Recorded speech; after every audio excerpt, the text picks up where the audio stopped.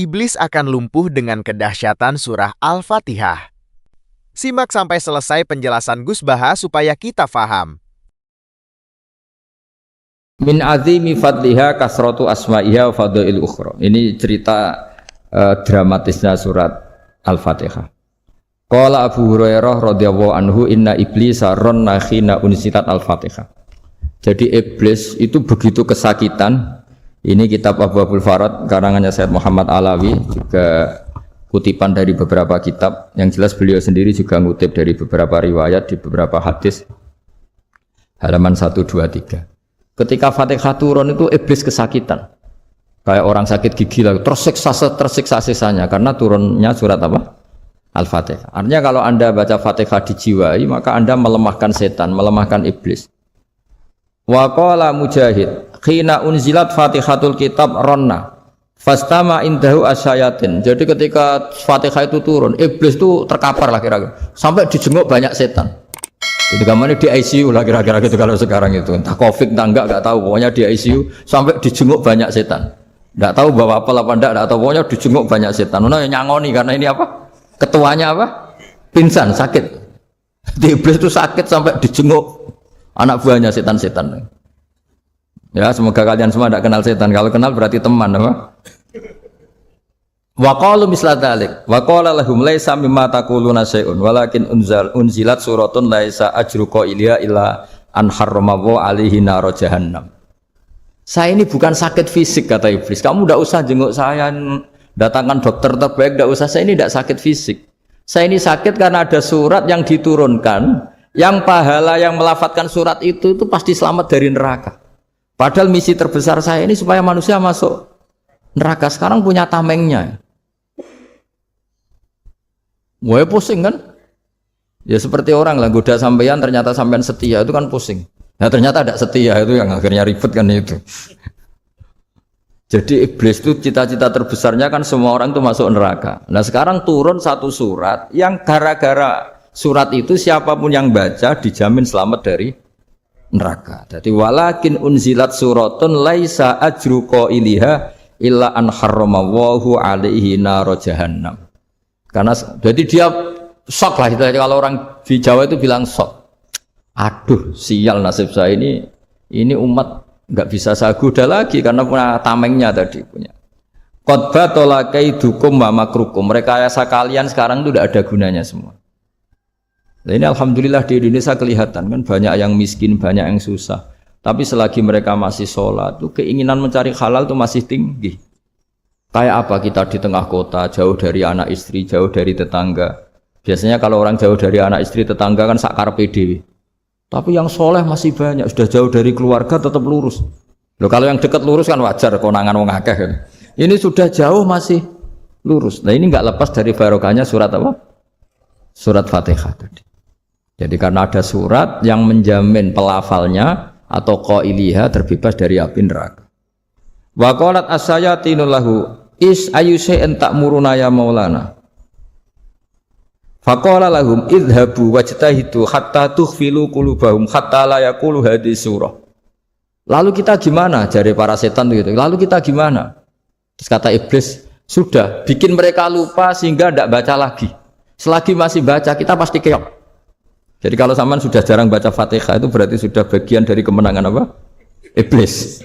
Jadi kalau sampean sudah jarang baca Fatihah itu berarti bagian dari kekalahan Anda, kemenangan iblis. Masih sering baca? Berapa kali? Terus apa lagi?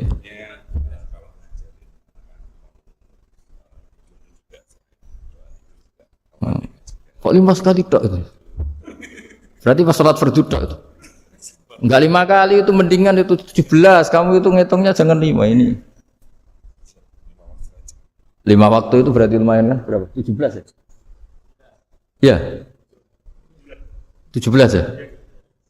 Ya. 17. Tapi kalau makmum tuh sering separuh kan? Apalagi makmum tarawih. Ya kan? Makmum tarawih itu bacanya Fatihah ada yang sempurna enggak ya? Ya enggak lah.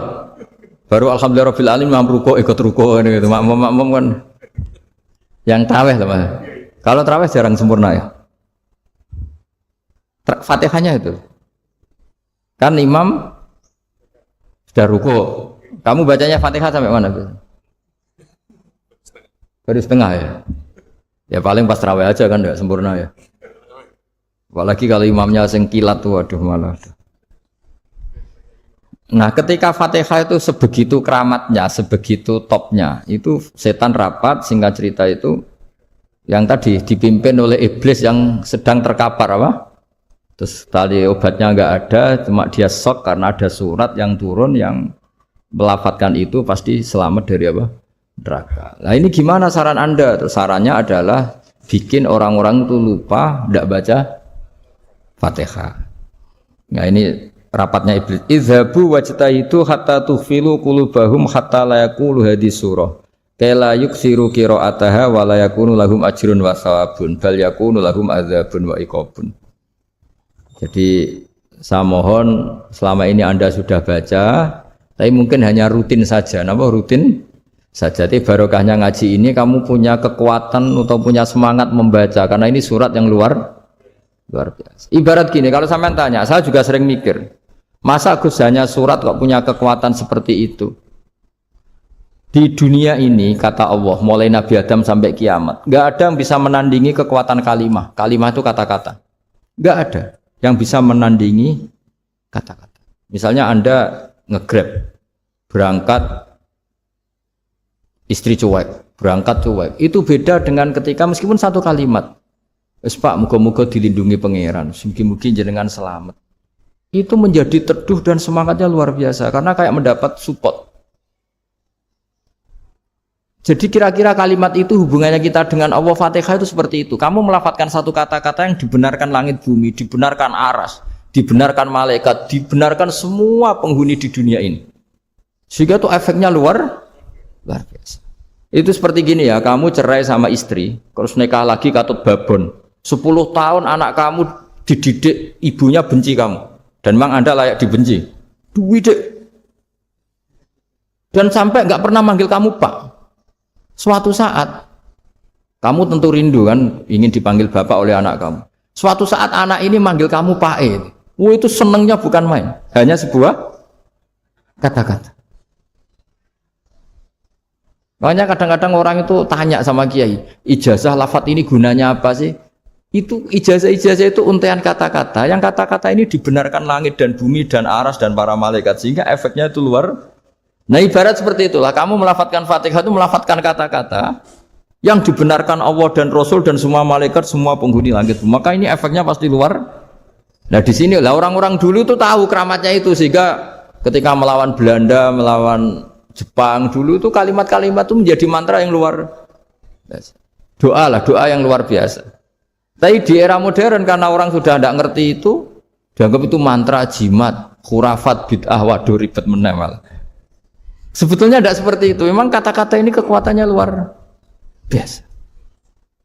Sama kesakitan hati kamu juga karena itu. Ngojek wangilan ya. Lha Pak di bojo kok kowe gagah tok kere. Wah, iku seling terus mesti. Padahal kalimat itu kan tidak melukai secara fisik, tapi apa kerjanya sesuk saras-sarasen. Karena terus dengan pengadilan seperti itu kan, ngapain kerja demi perempuan yang seperti ini? Lagi-lagi kata-kata ini luar.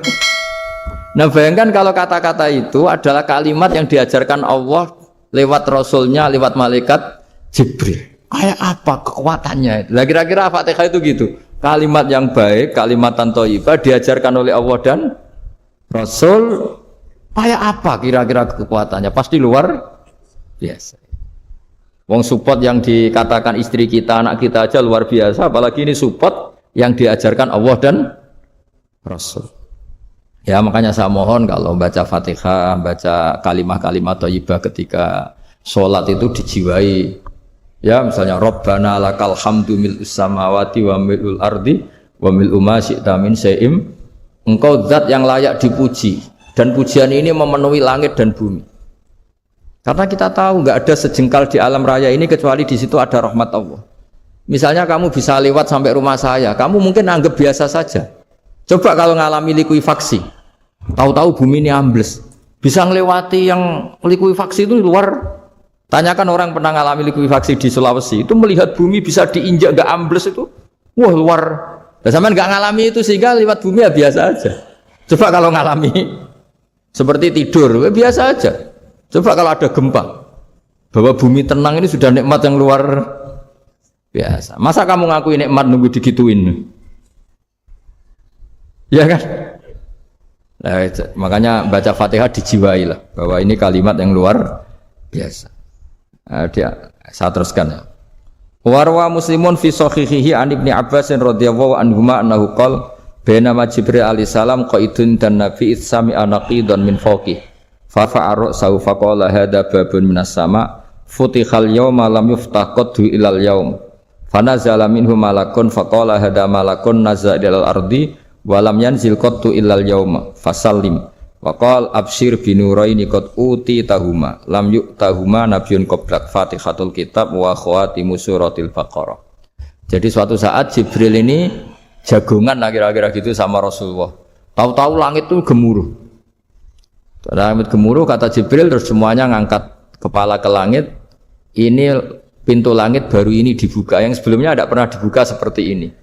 Turunlah malaikat, yang malaikat ini pun malaikat spesial, yang enggak malaikat murahan lah kira-kira gitu, yang enggak pernah turun ke bumi kecuali juga saat itu. Dengan penyambutan yang luar biasa, dengan semuanya tidak pernah terjadi.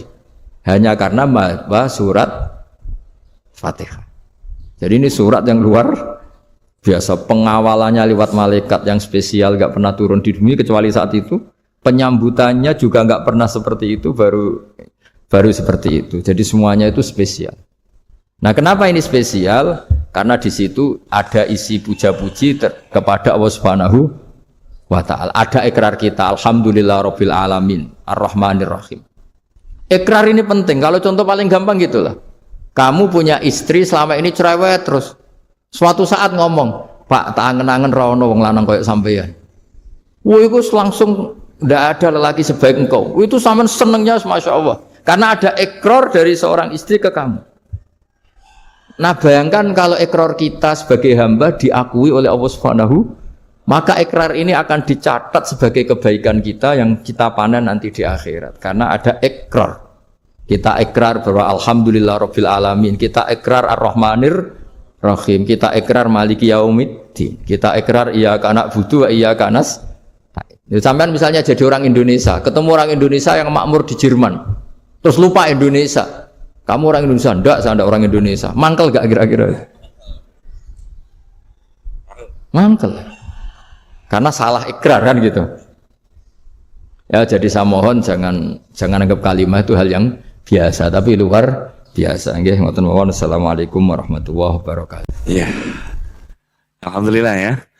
Dan ini Gus, ada yang banyak yang nanya nih ceritanya. Bagus. Makanya kita pilih yang nggak akan selesai tuh nih Gus. Oke. Bentar. Anggota apa Grab?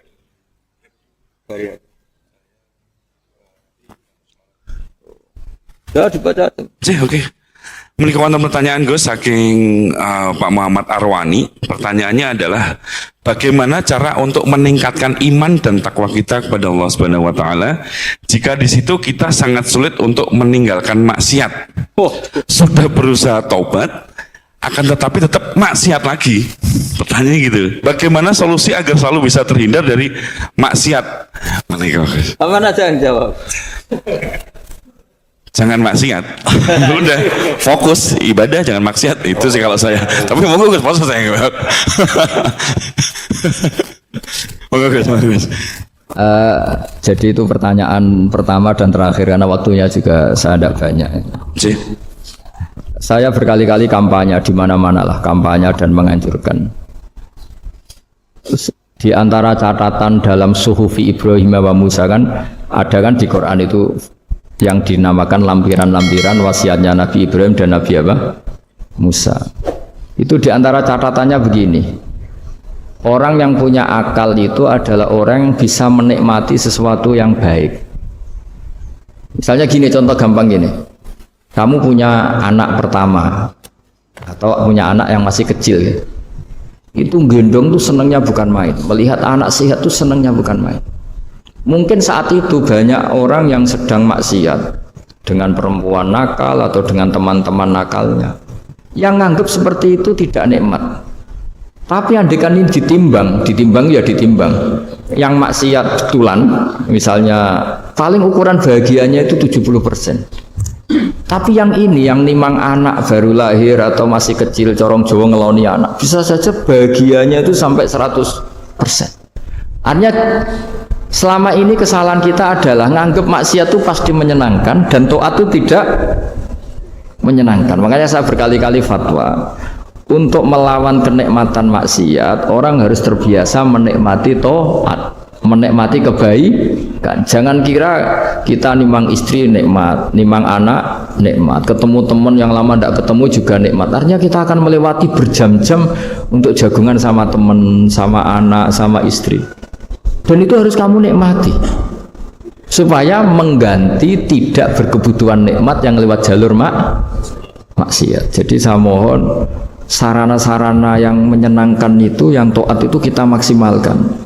Makanya bapak saya itu sering pesen, kowe nak ngaji sing guyon, sing seneng. Nanti wong maksiat itu karena cari kesenangan. Coba kalau kesenangan itu sudah didapatkan saat taat, maka tidak butuh lagi kesenangan yang berbentuk maksiat. Makanya orang-orang wali dulu kalau sudah sholat itu gak bisa berhenti karena merasa nikmat. Makanya Nabi pernah ngendikan wa qurratu aini fi sholat, nyaman saya itu kalau sedang sholat. Itu tadi. Bayangkan kalau besok itu pasti mati. Makanya latihannya harus gitu. Bayangkan besok itu pasti mati. Berarti itu hari terakhir kamu. Ya, hari dengan merasa hari terakhir itu kalau kamu maksiat kan malu. Waduh, saya mati pas. Makanya sholli sholata muwaddiin. Kamu sholat seakan-akan itu sholat terakhir. Dan bayangkan akhirat itu wa'mal li akhiratika ka'annaka tamutu dan bayangkan akhirat itu besok kamu mati. Sehingga ketemu istri ya seneng karena ini pertemuan terakhir, ketemu anak ya seneng ini pertemuan terakhir. Sholat juga tenanan karena ini sholat terakhir. Sehingga kalau mau maksiat tuh takut, jangan-jangan ini kehidupan saya terakhir kok tak pakai seperti ini. Nah, jadi di antara resepnya itu apa tadi? Nganggep ya ibadah itu menyenangkan, nah, gitu. Wis pinter. Apa lagi, Gus? Wah, ini ada dengan. tapi kamu jawab dulu ya. Ya apa saja dijawab. Biar ada ya ada pembanding. Di yang lain, Mas. Oke, satu pertanyaan lagi, Gus. Ini ada pertanyaan dari teman-teman mitra driver Grab. Saat mengantarkan barang tiba-tiba azan waktu sholat, ya, Gus. Lalu kita sebagai driver harus sholat dulu atau menyelesaikan orderan dulu karena itu juga amanah kan orderannya itu. Mungkin nganter barang atau mungkin nganterin penumpang. Mengingat barang tersebut sudah ditunggu pemiliknya dan penumpang tersebut juga sudah ada janji yang lain, makanya gitu. Mohon pencerahannya, Gus, gitu. Begini ya, ini kan fikih sosial ya. Saya jawab, ini memang harus pakai fikih, nggak pakai rasa. Saya ulang lagi, pakai fikih, nggak pakai rasa. Waktu sholat itu kan banyak ya, diantaranya maghrib dan isya, duhur dan asar, terus subuh sendiri. Ya, ben sampean belajar fikih, orang belajar tasawuf ya. Nah, kalau subuh itu tidak ada toleransinya kalau waktunya sudah tinggal 10 menit karena tidak ada jamak. Ya, tidak ada apa? Jamak. Sehingga misalnya kalau kamu ngojek waktu tinggal 10 menit ya harus sholat. Tapi kalau sekedar dengar azan ya, ini penanyanya kayaknya itu teman kamu, jadi fikihnya kayak kamu, nggak jelas. Azan itu kan bukan akhir waktu sholat. Azan itu bukan akhir waktu sholat, tapi awal sholat. Itu udah harus supir Grab, udah harus supir Gojek. Meskipun kamu makan ada azan ya teruskan saja, kan udah akhir waktu sholat. Anda menerima tamu, gendong anak, atau sedang nyupir, atau sedang bercengkrama sama teman. Kalau ada azan ya nggak apa-apa, misalnya diteruskan. Kan bukan akhir waktu sholat. Yang benar-benar harus ditinggalkan itu kalau waktu sholat misalnya tinggal 7 menit. Atau tinggal 8 menit. Waktu yang mau tidak mau kamu harus tasarrufkan, kamu peruntukkan Injury time gitu. Injury time. Nah, gitu aja kok nggak tahu ya. Nah, lalu misalnya, kalau pertanyaan tadi mestinya kelasnya itu kelas afdoliyah. Utamanya gimana? Kalau wajibnya belum ada karena kan waktunya masih panjang. Jadi pertanyaannya bukan wajibnya tapi sebaiknya, karena ini semuanya belum mendesak kan. Andai kan kamu teruskan nganter barang kan tidak ada jaminan waktunya habis. Padahal kalau kamu memaksa sholat, mungkin citra kamu sebagai supir Grab tidak baik karena dianggap mengabaikan konsumen. Nah, terus kedua menyangkut jarak. Oke, seperti itu. Nah, sekarang kalau pertanyaannya dibalik, makanya yang dibalik ini agak ribet. Waktu sholat tinggal 8 menit. Ada konsumen yang minta diantarkan saat itu. Dan acaranya ke mall happy-happy, maka fatwa kita sebagai ahli fikih, ya tantang saja, saya mau sholat dulu, kalau nggak sabar ya silakan cari yang lain. Kalau acaranya ke mall, tapi kalau acaranya kelahiran atau transfusi darah atau mau nganterin darah ke pasien yang sudah koma, maka kita langsung, karena ibadah sosial itu didahulukan mengalahkan ibadah yang haknya Allah. Karena Allah itu zat yang tidak butuh ibadah kalian. Tapi kalau pasien ini kalau nggak nang kesampaian darahnya mati misalnya. Jadi kamarnya Allah lebih apian lah gitu. Makanya masyhur kalau dalam fikih hak Allah sama hak adami ini dimenangkan hak adami. Tapi bukan karena Allah kita kalahkan. Allah tidak butuh itu semua. Gitu. Jadi dikalahkan tapi bukan karena kalah, justru karena tidak butuh. Ya ibarat gini lah, Allah itu saking baiknya. Baiknya Allah kan pasti di atas orang tua kita. Itu pasti saya ulang lagi. Baiknya Allah pasti di atas orang tua kita. Orang tua kita saja baik, apalagi Allah. Misalnya orang tua kamu butuh uang 5.000. Adik kamu butuh uang 5.000. Adik kamu yang kecil atau ya. Kira-kira orang tua kamu itu nyuruh dikasihkan beliau apa adik kamu? Kira-kira saja. Ke adik kamu. Nah, Allah itu saking baiknya. Hal yang terkait Allah, misalnya tadi sholat tepat waktu, sama ibadah sosial, itu disuruh ibadah sosial. Karena ini kalau nggak kesampaian transfusi darahnya atau apalah, atau kamu dokter yang harus mengurus operasi, waktunya tinggal 5 menit, kamu harus ngoperasi pasien dulu. Karena Allah bisa menerima sholat kamu. Nah, tak terangkan lagi ini fikih terus. Lalu sholat yang apa? Kalau sholat itu antara maghrib dan isya, dan nanti yang terlambat itu maghrib, kita ngikuti ulama yang mengatakan jika ada darurat, maka maghrib dan isya boleh dijamak meskipun tidak atas nama pergi. Kan jarak kamu kan tidak jarak masafatu qasrin. Artinya apa? Misalnya saya dokter, harus operasi, waktu saya tinggal 8 menit mau maghrib, ternyata harus ada operasi. Kalau saya nggak nangani, mati. Saya harus operasi. Dan nanti waktu saya maghrib habis itu tidak harus dikatakan qadha atau yang mengeluarkan maghrib dari waktunya. Bisa saja menurut ulama dianggap boleh dijamak takhir dengan isya. Karena kondisinya masih waktu jam'in. Begitu juga duhur dengan asar. Tapi kalau waktunya itu asar, tinggal 8 menit, kemudian harus ada operasi, ya kita operasi, waktu asar kita mundur sampai maghrib, namanya qadha yang dimaafkan Allah. Ya namanya tetap qadha karena asar nggak bisa dijamak dengan maghrib. Jadi ini fikih ya, jadi jawabnya harus jelimet. Jadi saya ulang lagi ya, tadi kan pertanyaannya dengar adzan.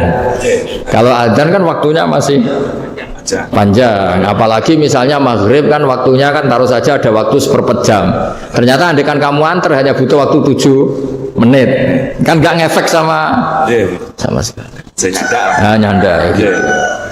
Terus kalau driver umpamanya dapat order, ini yang tanya kamu malah mewakili dalam, kalau ada driver dapat orderan food, nganterin makanan, tapi makanannya non halal, itu fakihipun pripun? Nah, makanya itu tadi ya. Kamu tahu betul kalau itu non halal loh? Kalau itu sudah tahu pasti non halal. Nah, ya, daging Tyrannosaurus, nonton mungkin.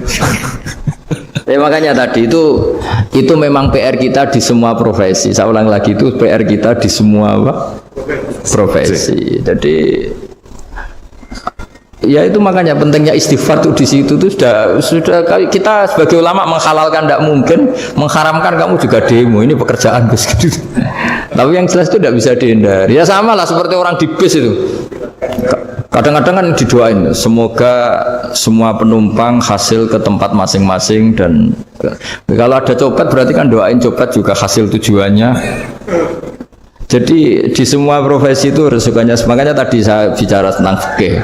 Kaidah umumnya menolong maksiat itu ya bagian dari maksiat, menolong taat itu bagian dari taat. Mau tidak mau harus ada hukumnya. Setidaknya barokahnya tahu hukum. Kalau kita salah belum istighfar gitu. Sudah salah nggak merasa salah itu. Jadi barokahnya tahu hukum itu paling tidak kan kita ya istighfar lah. Kan ya tadi seperti paket misalnya, kan ada saja orang paket yang jelas-jelas barangnya itu haram, tapi atas nama profesionalitas kan mungkin tetap dikirimkan, tapi barokah yang ngerti hukum dia istighfar. Nah, tapi karena kalau kita menyarankan sudah ada usah pekerjaan yang lain banyak nanti kan rai-rai potongan tawakal tinggal dani ngono kan ya repot deh. Nah, kalau kita kiai guys gak apa-apa wis pangeran sugih. Menurut sampean terus nuntut Gus saya karena fatwa jenengan saya sekarang miskin ini gimana pertanggungjawabannya? Ya ribet kan? Tapi saya ulang lagi itu seninya ngelola kehidupan semuanya seperti itu. Jadi makanya kita nggak pernah berhenti berdoa Rabbana dzolamna anfusana, karena dalam sisi semua hidup kita itu pasti ada unsur nggak benernya gitu. Ya saya ulang lagi, pokoknya kaidah umumnya itu menolong taat itu ya ikut bagian dari taat, menolong maksiat ya bagian dari maksiat. Tapi ya tadi ya kita harus istighfar. Kan cuma tadi yang jelas-jelas maksiat dan kita tidak tajassus. Saya ulang lagi, tidak tajassus itu neliti wong nanti jelimet. Jadi misalnya ada perempuan mau ngojek ke sini ya diantar saja, jangan tanya detail. Itu apanya mbak? Hubungannya dengan kamu apanya mbak? Wah ya ribet kalau jadi kepo. Jadi ya tidak perlu gitu. Artinya sudah umumnya orang saja sudah. Nah, lama-lama juga gitu. Kalau ada bapak-bapak main itu ke siapa pak? Tujuannya laki apa perempuan pak? Sudah nikah mana pak? Sudah nikah mana? Saya sudah nikah gitu. Geng. Ya, jadi seperti itu tadi. Biasa ilmu pakainya nanti salah saya terus banyak lagi Gus. Dan memang non sewu mohon maaf untuk semuanya kalau waktu kita juga terbatas ya. Tidak bisa karena bentar lagi juga kita akan masuki waktu maghrib, pada maghrib. Jadi secara jadwal juga memang harus kita tutup. Makatan Gus kepada rekan-rekan semua, saudara, rekan-rekan driver juga dan juga yang hadir pada sore hari ini. Jadi kita langsung tutup aja, ya. Tapi sebelum itu kita berdoa dulu, sarang-sarang Gus mau dipimpin, ya supaya sesuai dengan tema kita pada siang sore hari ini, rezeki, berkah dan juga istiqomah. Kan katen, ceritanya ngaten Gus. Terus ngalai wali temane. Nggih lah. Dalam badhe amin nek nggih mikir gitu. Tapi nek sange diamini nek dalam matur Gus. Gus dalam materi untuk memimpin doa. Bismillahirrahmanirrahim. Nahmaduka ya ghafuru ya syakuru masalli wa sallim ala basyirina Muhammad wa sahbihi wa barik wa sallim asma'in. Allahumma ya wa barik lana fi ikhtiyarina wa barik lana fi kasbina wa barik lana fi mu'akhatina wa barik lana ya wa fi islahina. Allahumma ja'alna mutawadina fika mutahabina fika mutabadina fika waj'al a'malana khalisatan liwajhikal karim. Allahumma ja'al himmatana al-ulya fi hadid dar ila kalimatikal ulya ya Allah, wa da'wata ilaika wa dzikras ismika ya wa dzikras ismika ya uluwan fil ardi ya Allah. Urzuqna ya wa himmatan aliyatan himmatan ya Allah nakunu fi hadhihi dar mu'dina kalimatakal ulya warzuqna kalimatal ulya ma'al muslimina ya Allah fil baldah Indonesia waj'al ya Allah hadil baldah baldatan mubarakan mahmiyatan min intik mar'iyatan min intik wa ma'alif baina qulubina wa aslih data bainina wa marhamata habibika Muhammad wa aslih mata habibika Muhammad wa tahannan ala ummati habibika Muhammad waj'alna ya Allah radina muyassarina fi arzakina mubarakina fi arzakina barakatan minka wa auna minka wa fadlan minka ya khairar razikin wa ya arhamar rahimin waj'alna ya muqimis salat jami'an ya Allah ya Allah waj'al farhatana farahan fi ta'atika ya Allah fi mubahatika ya Allah ya Allah ighfir lana al-jami' rabbana atina fid dunya hasanah fil akhirati hasanah wa qina adzabannar. Sallallahu alaihi wasallam Muhammad sallallahu alaihi wasallam subhana rabbika rabbil izzati amma yasifun wa salamun alal mursalin alhamdulillahi rabbil alamin. Sirrul Fatihah. Bismillahirrahmanirrahim.